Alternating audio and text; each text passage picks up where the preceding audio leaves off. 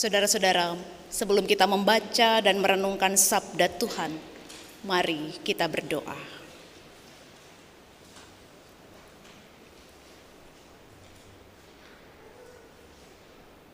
Dalam keheningan hati dan pikiran kami datang menghampiri-Mu ya Bapa. Sebab kami sadar bahwa kami semua adalah terbatas adanya.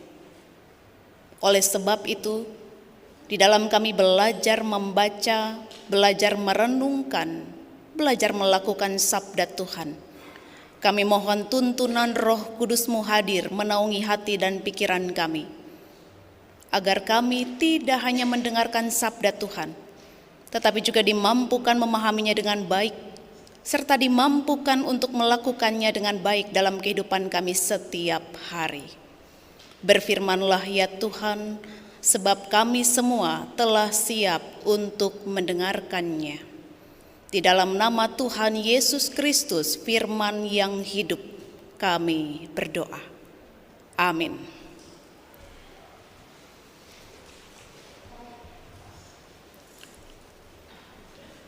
Injil Lukas pasal 20 ayat 27 sampai 38.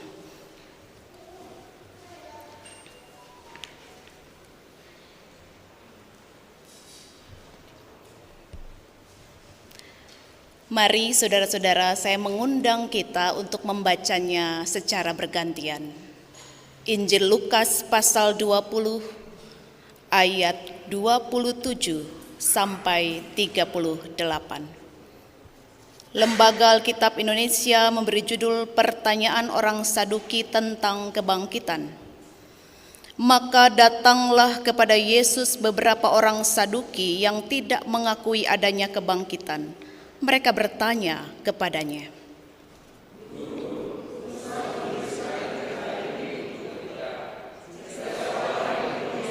saudara laki-laki mati sedang istrinya masih ada, tetapi ia tidak meninggalkan anak. Saudaranya harus kawin dengan istrinya itu dan membangkitkan keturunan bagi saudaranya itu. Adalah 7 orang bersaudara. Yang pertama kawin dengan seorang perempuan lalu mati dengan tidak meninggalkan anak. Lalu perempuan itu dikawini oleh yang kedua dan oleh yang ketiga. Dan oleh yang ketiga, dan demikianlah berturut-turut oleh ke-7 saudara itu. Mereka semuanya mati dengan tidak meninggalkan anak. Akhirnya perempuan itu pun mati. Bagaimana sekarang dengan perempuan itu? Siapakah di antara orang-orang itu yang menjadi suaminya pada hari kebangkitan? Sebab ke-7-nya telah beristrikan dia. Jawab Yesus kepada mereka, orang-orang dunia ini kawin dan dikawinkan. Tetapi mereka yang dianggap layak untuk mendapat bagian dalam dunia yang lain itu dan dalam kebangkitan dari antara orang mati tidak kawin dan tidak dikawinkan. Sebab mereka tidak dapat mati lagi. Mereka sama seperti malaikat-malaikat dan mereka adalah anak-anak Allah karena mereka telah dibangkitkan. Tentang bangkitnya orang-orang mati, Musa telah memberitahukannya dalam nas tentang semak duri, di mana Tuhan disebut Allah Abraham, Allah Ishak, dan Allah Yakub. Ia bukan Allah orang mati, melainkan Allah orang hidup, sebab di hadapan Dia semua orang hidup. Mendengar itu beberapa ahli Taurat berkata, "Guru, jawabmu itu tepat sekali."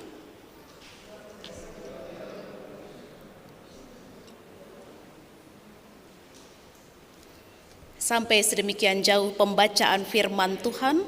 Berbahagialah kita yang membaca firman Tuhan, memelihara, serta yang mau terus belajar untuk melakukan firman Tuhan dalam kehidupan setiap hari. Haleluya. Haleluya, haleluya, haleluya. Selamat pagi saudara-saudara yang dikasihi Tuhan. baik saudara yang ada di gedung gereja maupun saudara-saudara yang ada di rumah masing-masing. Apa kabar semuanya? Puji nama Tuhan. Terakhir saya ke Cakung kalau tidak salah waktu saya masih vikaris. Puji Tuhan, hari ini berkesempatan kembali berkunjung ke Cakung, saudara-saudara, dengan gedung gereja yang semakin megah. Ini anugerah Tuhan ya. Saya biasa dipanggil Selfie kalau di Kalaksanan, saudara-saudara. Itu nama yang familiar di Kalaksanan.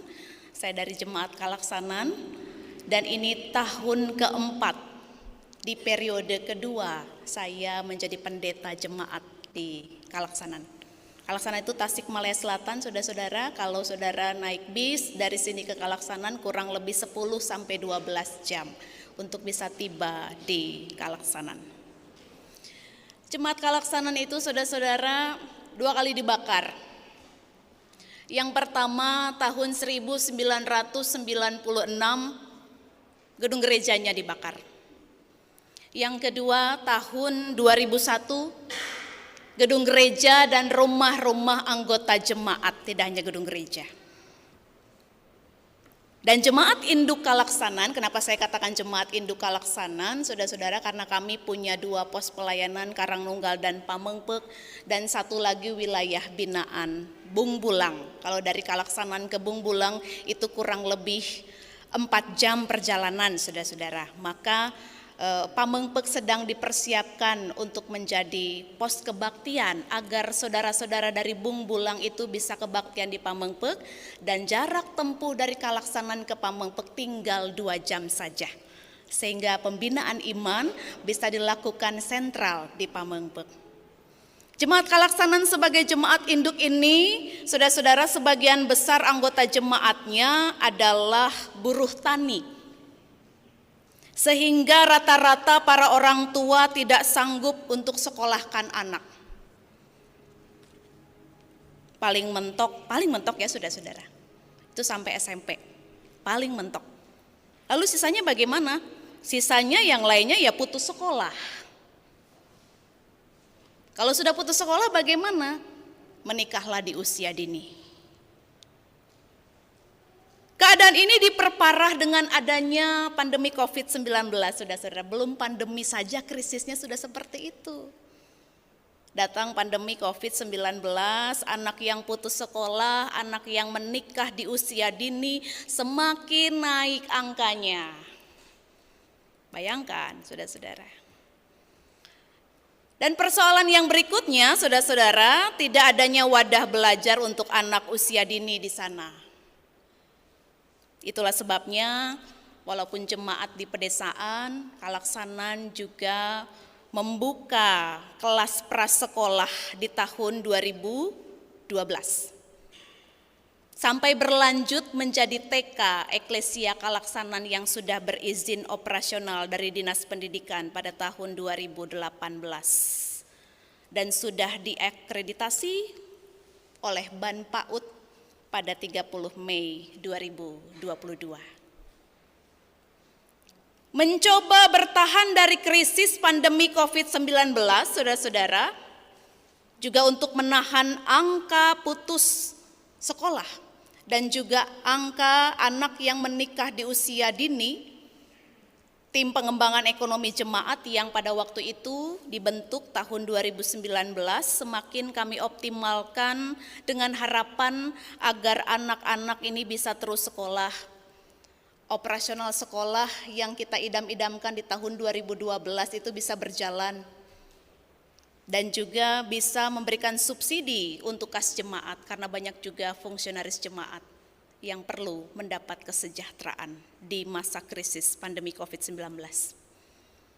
Tahun 2021 saudara-saudara, sudah ada 2 remaja Kalaksanan yang jadi sarjana. Dan kini ada 6 anak yang sedang kuliah. Tahun depan ada 2 anak yang juga ingin kuliah. Semangat sekolah ini saudara-saudara justru tumbuh di masa-masa krisis. Pertolongan Tuhan beserta ketika kita memilih tidak menyerah pada keadaan.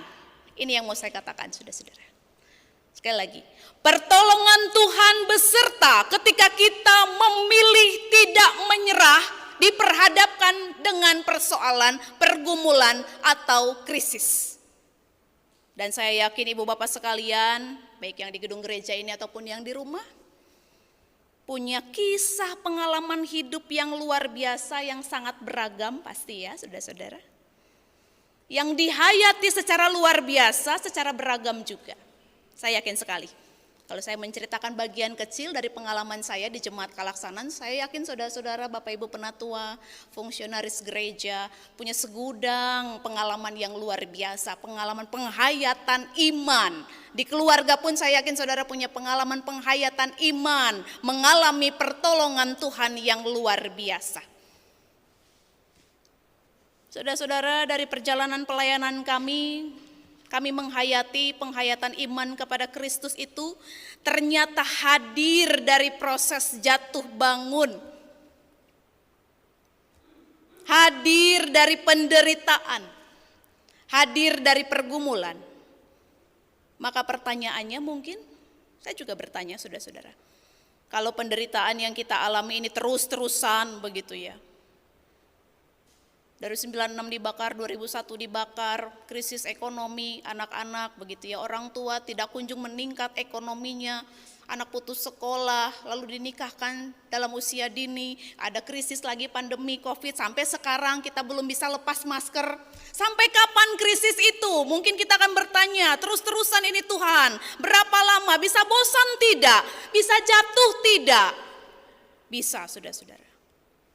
Bisa saja saya juga mengiyakan semua realitas latar belakang jemaat yang tadi saya sharingkan kepada saudara-saudara. Saya bisa katakan, ya sudah, kan keadaan kita seperti ini, terima saja, berserah saja, kan gitu ya saudara-saudara. Mau bagaimana lagi, kan begitu. Ya sudah, terima saja keadaan kita. Memang kita nggak ada uang, lalu mau bikin program apa? Mungkin di jemaat perkotaan kita nggak ada uang nih, mau programnya mau program apa? Panggilan kita sebagai gereja mau bagaimana di masa krisis pandemi COVID ini? Kebaktian masih jalan saja sudah, puji Tuhan. Lalu program apa yang bisa kita lakukan? Udah diem aja lah. Bersyukur saudara-saudara yang di rumah masih bisa streaming. Saat angka COVID meningkat, mau bikin kebaktian virtual di Kalaksanan, saudara-saudara, anggota jemaat tidak punya Android. Kalau punya pun jaringannya susah sekali, nggak ada malahan. Nggak ada. Kebaktiannya mau model apa? Sebar tata kebaktian, masih ada yang buta huruf, saudara-saudara. Mau bagaimana? Tidak paham untuk saling memimpin di rumah, bagaimana caranya? Mayoritas jemaat Induk Kalaksanan tidak tamat sekolah rakyat, tapi diberi anugerah oleh Tuhan untuk punya 2 pos pelayanan sebagai jemaat induk. Ini juga tantangan, saudara-saudara. Kalau penderitaan kita terus-terusan, penderitaan kita lama, kita bosan, berhenti tidak untuk berharap. Bisa, saudara-saudara, kalau kita mengandalkan pemikiran dan kekuatan kita, pasti. Dalam sermoni kita ada krisis nih. Mau bikin program apa-apa, lagi nggak ada apa-apa, ngapain lah, udah diem aja. Kebaktian masih bisa berjalan, puji Tuhan. Kalau kita mengandalkan pemikiran kita. Maka kita tidak akan berhenti berharap, saudara-saudara. Kalau kita mengandalkan kekuatan Allah di dalam Kristus. Saudara-saudara bergumul dalam kehidupan keluarga, saudara tidak akan berhenti berharap kalau kita mengandalkan kekuatan Allah di dalam Kristus. Kami mengalaminya, saudara-saudara. Apa jaminannya? Jaminannya adalah Yesus Kristus yang kita sembah adalah Tuhan yang berkarya. Tuhan yang mati di kayu salib tapi tidak berhenti di situ, saudara jangan lupa. Kristus yang kita sembah itu dibangkitkan pada hari yang ketiga. Kristus yang kita sembah itu bangkit. Tuhan yang kita sembah itu adalah Tuhan yang hidup. Saya pikir telinga kita ini sudah mungkin bosan dengar ini, tapi kenapa lemah sekali iman kita? Di keluarga kita akan lemah lagi, di persekutuan kita akan lemah lagi, saudara-saudara. Padahal kita punya Tuhan yang hidup, kita punya Tuhan yang maha kuasa. Percaya tidak? Ini pertanyaannya. Saya selalu tantang majelis jemaat Kalaksanan, saudara-saudara. Percaya tidak kita bisa bangkit dari keterpurukan kita? Percaya tidak, meskipun kita jemaat yang terbatas, kita dihantam krisis pandemi COVID-19, anak-anak kita tetap bisa sekolah. Percaya tidak dengan kuasa Sang Kepala Gereja yang kita layani? Kalau percaya, mari duduk bersama, mari kita atur strategi. Kan begitu, saudara-saudara. Bukankah itu tujuan rapat kita? Mencari kehendak Tuhan. Jangan lupa, saudara-saudara. Bukan berargumen untuk saling menghantam pemahaman pribadi. Atau kita seperti orang Saduki yang tidak percaya pada kebangkitan orang mati. Ini pertanyaan saya. Mereka menertawakan gagasan tentang kebangkitan itu dengan cara apa? Saudara-saudara, bagian perikop yang kita baca, mengajukan pertanyaan yang mereka pikir tidak dapat dijawab oleh Yesus. Mereka merujuk pada perkawinan Levirat yang cukup dikenal pada masa itu, saudara-saudara.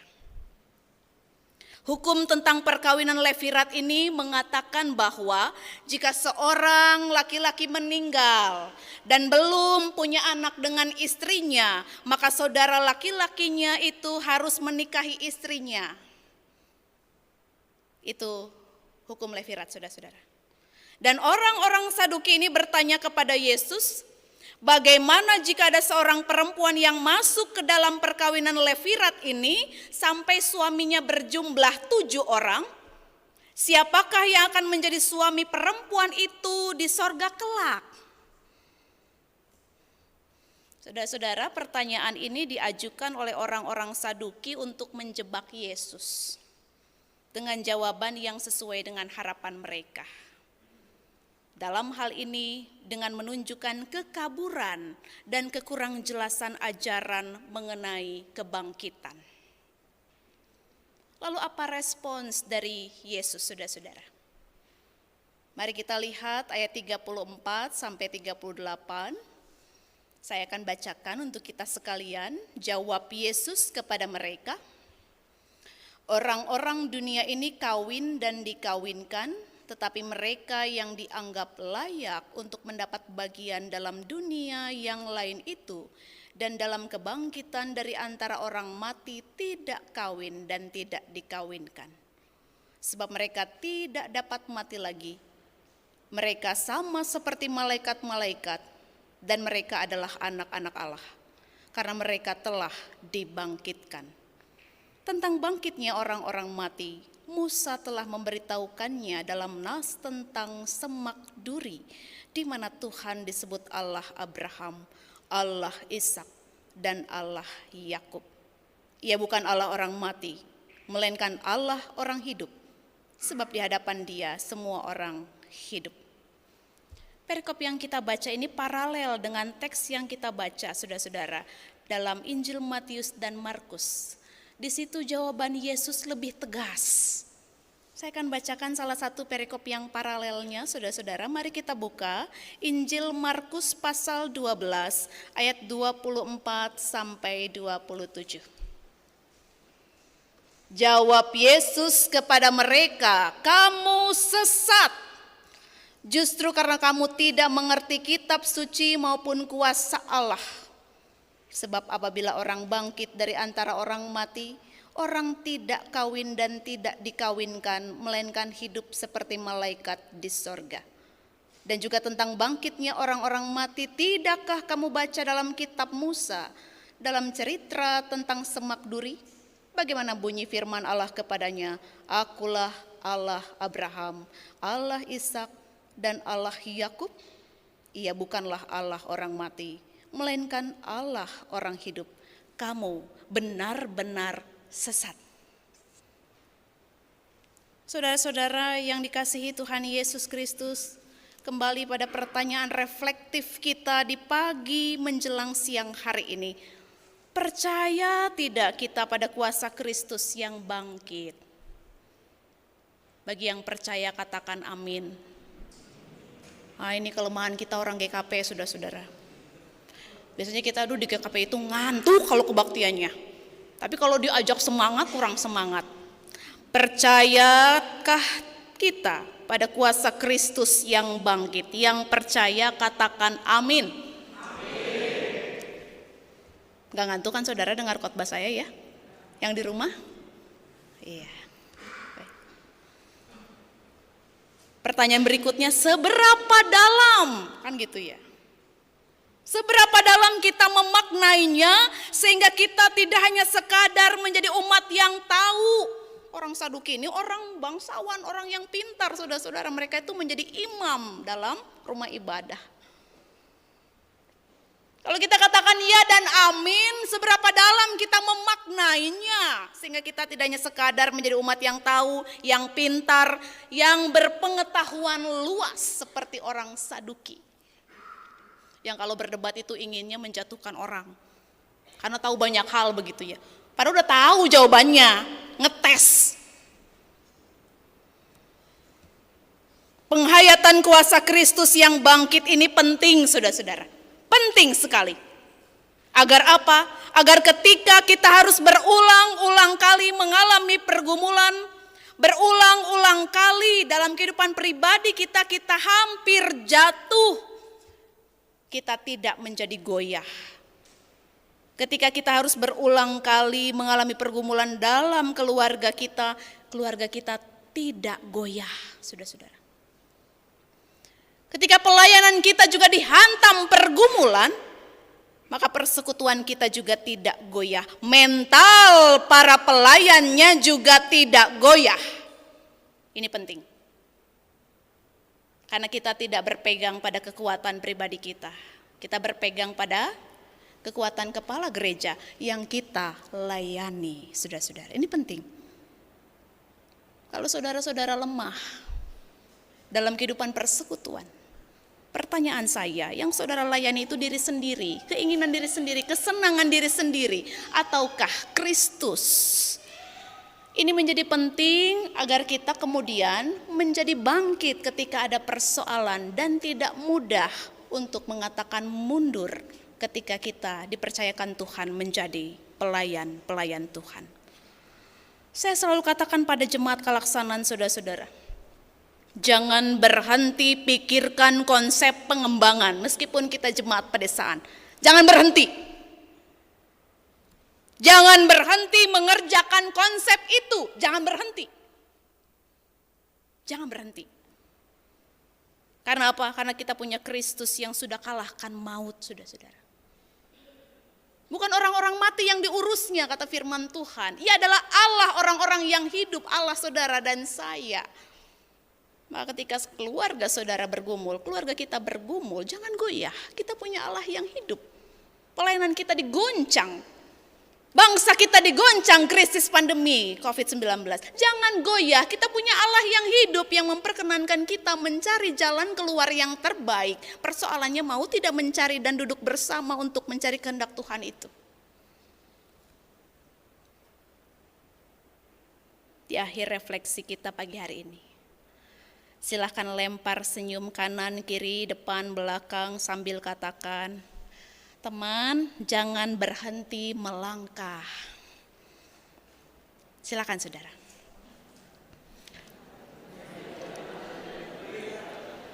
Ya. Meskipun pakai masker kan kalau senyum kan kelihatan ya saudara ya. Kan harus dibuka dulu gitu kan. Ini saya lagi senyum, gak usah. Kan mata kita akan terlihat kita sedang senyum atau sedang cemberut ya. Iya. Katakan, jangan berhenti melangkah. Saudara yang di rumah, tepuk bahu anggota keluarganya. Nah, jangan berhenti melangkah meskipun krisis. Bapak pasti punya uang untuk sekolahkan kamu. Mah, jangan berhenti melangkah meskipun dapur ngebulnya jarang. Gak apa-apa mah, ada jalan keluar. Tuhan kita itu hidup, makanya kita menyembah Dia. Amin saudara.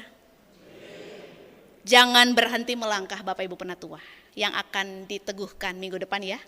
Jangan berhenti melangkah. Kristus yang bangkit menyertai dalam langkah dan juang kita. Amin.